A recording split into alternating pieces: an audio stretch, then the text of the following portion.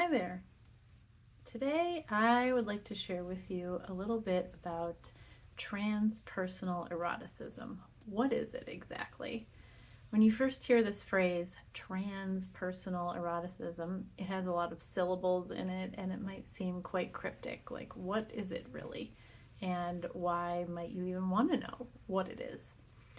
So I first learned about this phrase and about this whole area of study, body of work, from an organization called the Body Electric School, and I'm currently on the faculty for Body Electric, and this work is near and dear to my heart. It has really changed my life. So I want to share with you a little bit about what it is and maybe how it's changed my life and how maybe it will change yours too. So transpersonal eroticism is something that is generally experienced in a group of other people, so a group of three or more people. So often the way we are introduced to sexuality and eroticism is usually in the context of a connection with one other person, a dyad.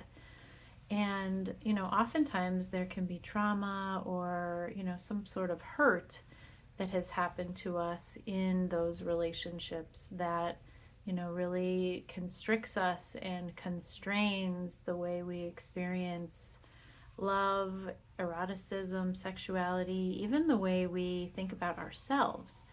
And that trauma and that hurt and shame that many of us carry can be a real source of limiting beliefs and ways that we make our world unnecessarily small, ways that we contain ourselves and just make ourselves small, really. So, transpersonal eroticism is something that's experienced in a very carefully curated container, a container where there is a sense of safety, a sense of connection, and a sense of pleasure, all three things. So anyone who's facilitating these experiences needs to be able to cultivate those three qualities in the field or in the circle of people who are participating in the experience.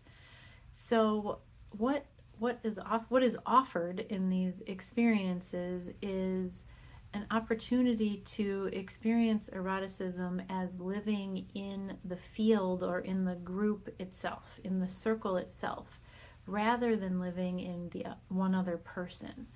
So, what happens when we have that felt sense of, like, wow, I'm really turned on right now, and it's not coming from any one person, it's coming from just the room that I'm in, from this yummy field of other humans that I'm in. So, what happens when we have that experience is that then we realize that actually the eroticism, of course, doesn't live in the group or in the field.